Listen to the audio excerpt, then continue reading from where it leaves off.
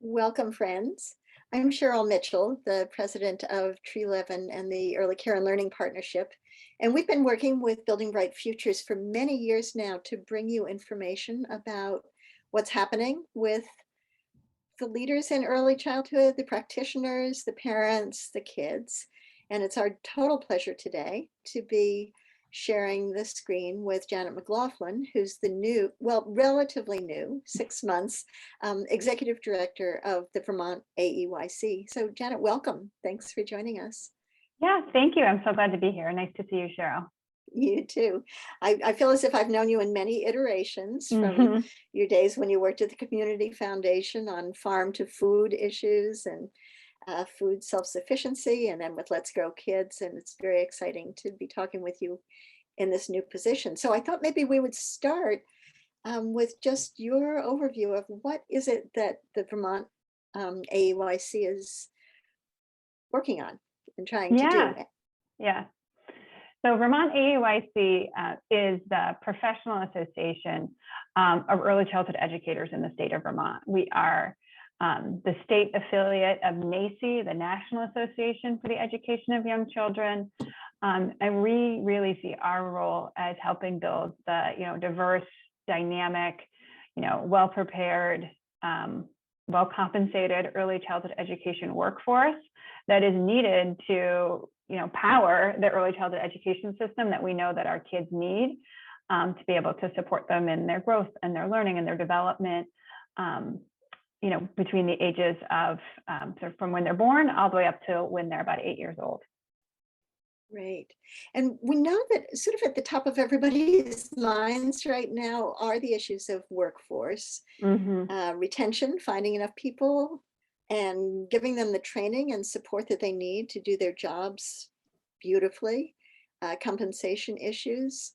And maybe you could talk to us a little bit about some of the new programs that are available, especially around tuition assistance or teach or working with the state college system. Yeah. Anything you want to teach us. Yeah, well, sure. So as you were saying, right, early childhood education is a job that requires people to be, present and energetic and, and thoughtful and kind and engaging, but it also requires some pretty, significant training and some, real skills around how to, engage and support children's learning and development, how to work with families, how to use the resources in their community, and do work appropriate for the Vermont context and for specific families and specific children. And it's also a field, right, that is historically has had low wages, right? You can't, families of young children can only afford to pay so much for childcare or for early childhood education. The level of public support, has been too low to be able to support wages that and a full compensation package that really supports the professional work that's being done.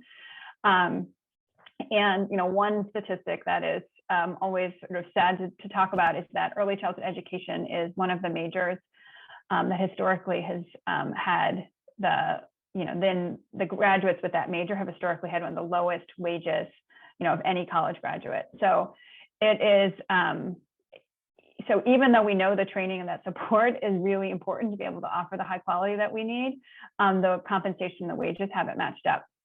And then during this pandemic, right, you're doing work, you're doing hands-on work, during a time when some people, right, are able to do remote work. So there's definitely right now a real challenge around, hiring enough early childhood educators, as we're seeing in some other fields as well.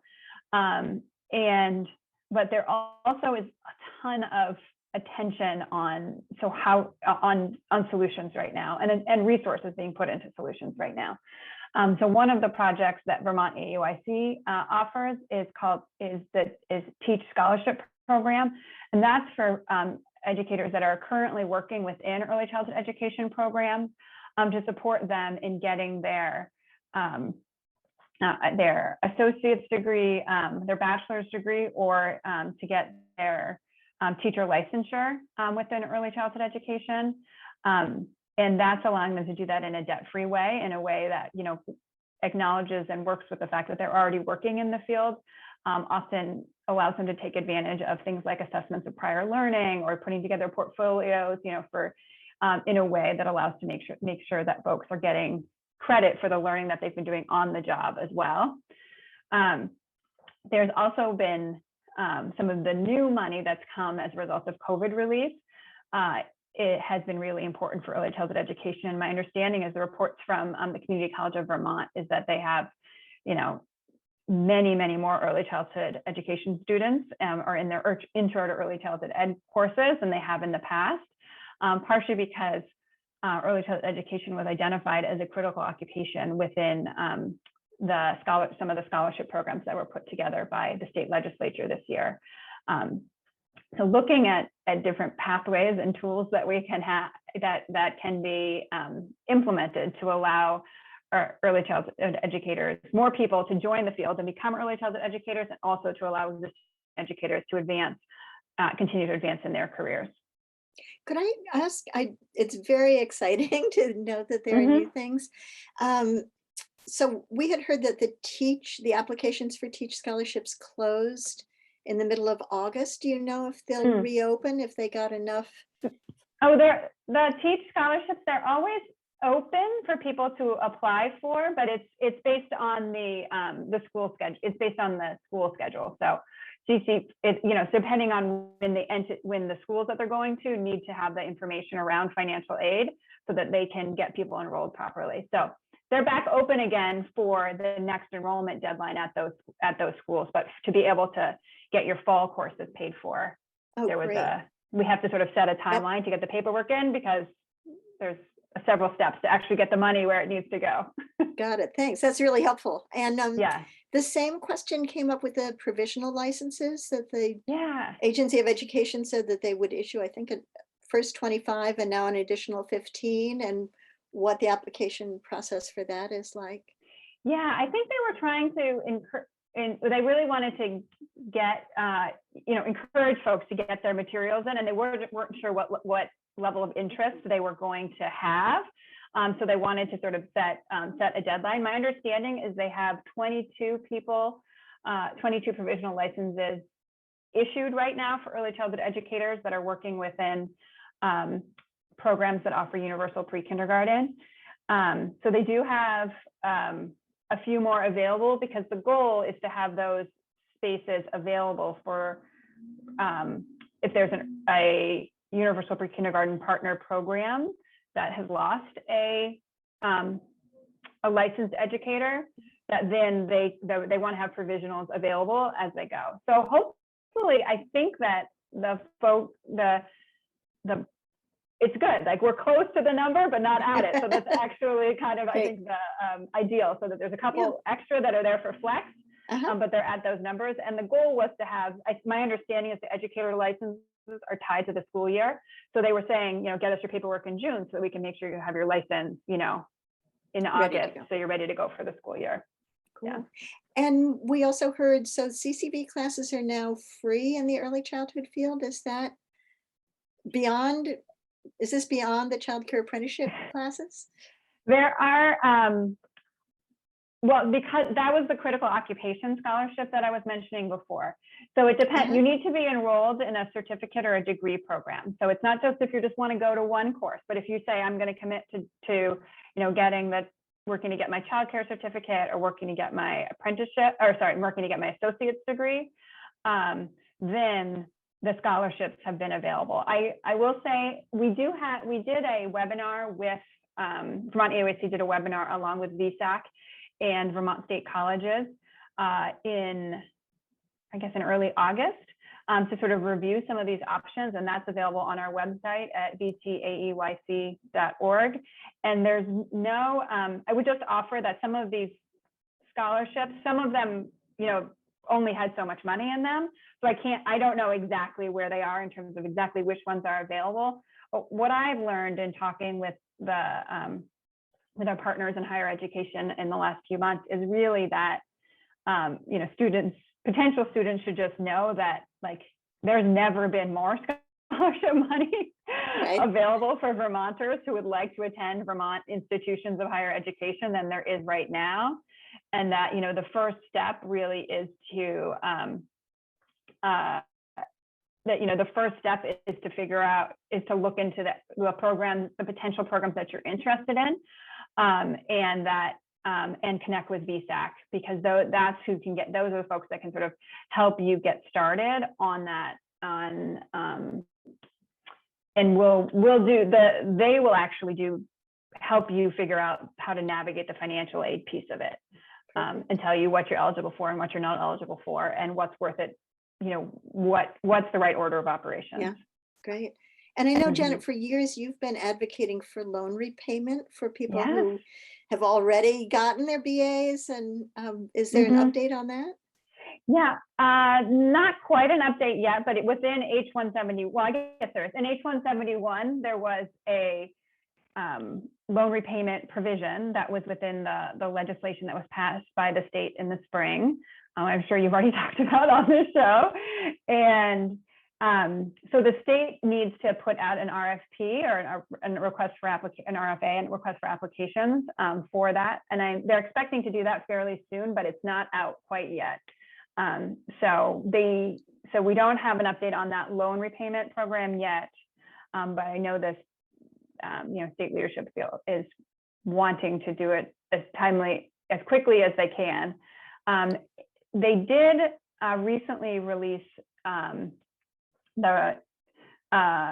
request for applications for the partner to administer some additional scholarship programs for early childhood educators, and these would be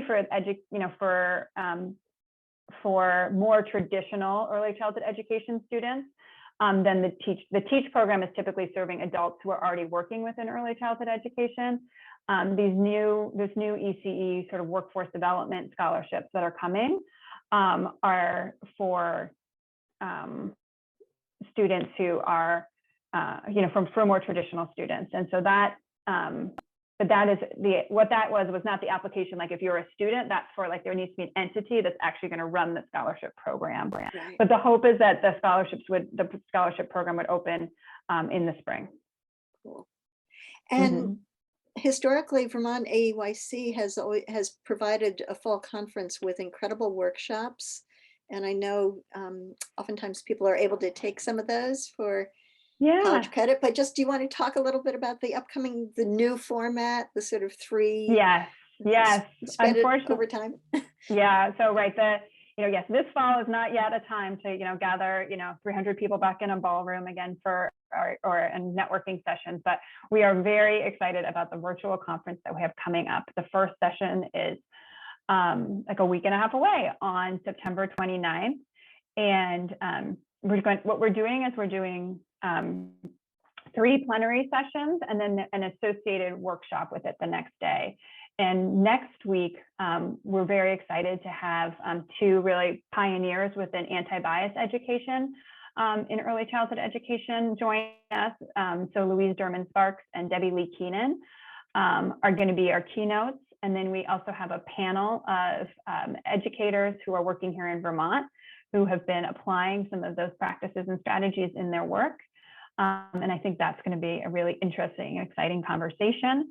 And I think it would be, it's definitely going to be interesting for people who work within early childhood education, but I think it could also be interesting to parents, to educators at other levels, to folks, to folks in a variety of fields who are curious about this for their, for their own interests, for their own children, or potentially to apply to a different field altogether. So I think that one will be really interesting next week. And the information is on our website. Again, vtaeyc.org. And it's $25 for each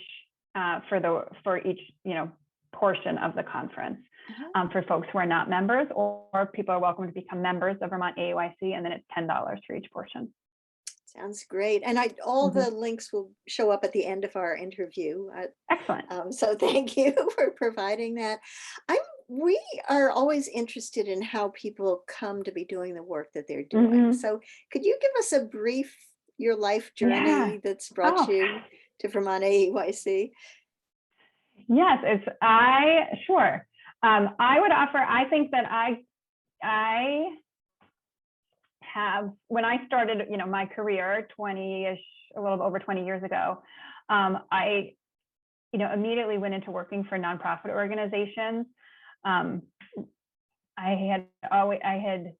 just knew I felt like I wanted to do something that would, contribute to the world in terms of making it a fair, more equitable place to be. I was, very aware of the fact that I grew up in Ohio. I grew up in Cleveland, but I was very aware that I felt like I had a lot of privilege growing up. I went to a very diverse public high school, but could see that there were some advantages that I had, that I was able to, take a trip that other people definitely couldn't. They're classmates that had never left the state, whereas, maybe my family was, going on a foreign exchange program or something like that. And so I was really aware of that, and brought up in a place where my mom also taught English as a second language to people coming to America. And so I was aware that was, anyway, so this was that there was a lot that was available to me. And so and what filled me up and made me excited was supporting others. So worked in different anti-poverty programs for specifically serving women, then worked in food and nutrition programs and anti-hunger programs, and eventually made my way to early childhood via Let's Grow Kids, which was a great chance to work at that intersection between doing direct programming work and doing policy work, and sort of seeing how those two things can work together to actually change a system overall. And now I'm excited to be at Vermont Auic, and I'm excited to be working for the people who are doing the work that the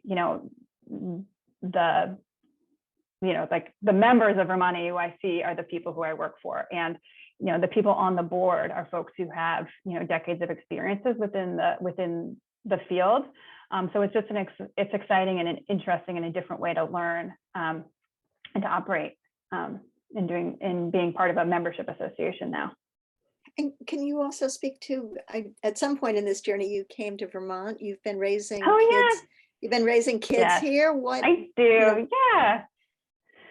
So yeah, I was in DC for a while, but that's where I met my husband, who is a Vermonter. And so once we started to have children, or we had our first child, we were living in our 1-bedroom plus den in DC, and sort of thought, well, we're gonna have to do something here. Where are we moving to? And we decided to come to Vermont, just because we really did want to we wanted to be closer to family as we started our family, and wanted to, and also just wanted a little bit more, fresh air and elbow room. And we've been really happy here. We've been here for, I guess, 8 years now, and now have, 2 sons that are in elementary school nearby. We're really well served by Pine Forest Children's Center, the early childhood program, close to us, but with a great professional staff, a great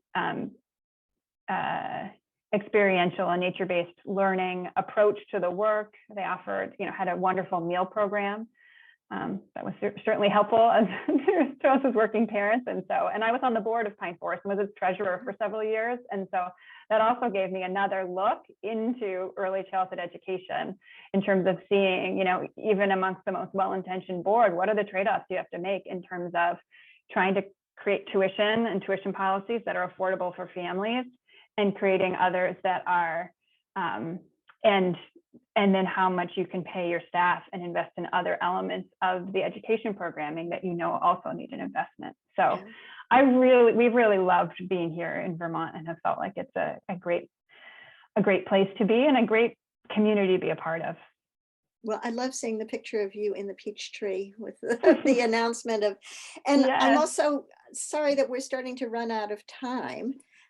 So if there are things that you'd like to talk about, I'm just curious a little bit about your future dreams for Vermont Auic, but if there are other things that you'd prefer to talk about in these last 5 minutes, please go for it. No, I think that I'm happy to talk about what I'm hoping for Vermont Auic, and what I feel like I've learned from, talking with some members and talking with our board about what their hopes are. The goal, as I sort of led with, right, is this idea of a really like diverse, dynamic early childhood education workforce within the state of Vermont. And the thinking is that, for that to be the reality, and that also means that the workforce, early childhood educators really need to be at the center of creating early childhood education policy within the state, and need to be able to, take some more ownership and responsibility for setting and holding high standards for the field. And so there's been this wonderful work that Vermont AUIC has been doing with supporting a group of folks who are working directly with children right now, a task force of early childhood educators who have been looking at advancing early childhood education as a recognized profession, and having conversations with the tent with, hundreds, almost 2,000 early childhood educators around the state, around how to, create a professional identity. So you hear me saying early childhood education over and over again, and early childhood educators. Well, that's what they chose, and that's what we're sticking with as the identity for the field. Looking at what the looking at what the standards and competencies should be for early childhood educators. What should, how do you create different levels? Different people have different amounts of training and different levels of experience. How do you create levels that feel fair? And in that case, I think one concept I think people get sometimes is like for nurses, right? There's different levels of nursing, and people, and you can do different things within that. Sort of thinking about, can we create something like that for early childhood education that could then apply across every kind of setting? Right now, part of the issue is, right, there's different, it's hard for parents to choose. It's hard for employers to hire. It's hard for colleges and universities to plan their teacher preparation programs when everybody has different standards, whether or not you're center-based or a school or home-based or, working in a support position. So really looking at how do we consolidate that work, or make a coherent system out of something that's been much more fragmented, and having early childhood educators as the center of that is really, I think, the main thrust of what Vermont AUIC is trying to do. And when that happens, then we can think about how do you hang the workforce development system on that? How do you hang the ongoing professional development system on top of that? And that will be the ongoing work of Vermont AUIC. Great. Well, it's wonderful that you're there doing it, Janet, with all the various experiences that you're bringing to it. And we are greatly appreciative that you took the time to talk with us today. For those of you that are watching, Janet's contact information is going to come up in a minute, as well as the websites that she referred to. And I just want to give a shout out to Building Bright Futures and Darla Senecal, who's been producing these shows for goodness knows how long, and also to Middlebury Community Television that has worked so hard to make sure that important information comes to the public. And I would encourage you, if you have information you'd like to share, that you reach out to them. You don't need to know anything about television. They'll make things work for you. So thank you again, Janet. And thank you, Darla. Cheryl.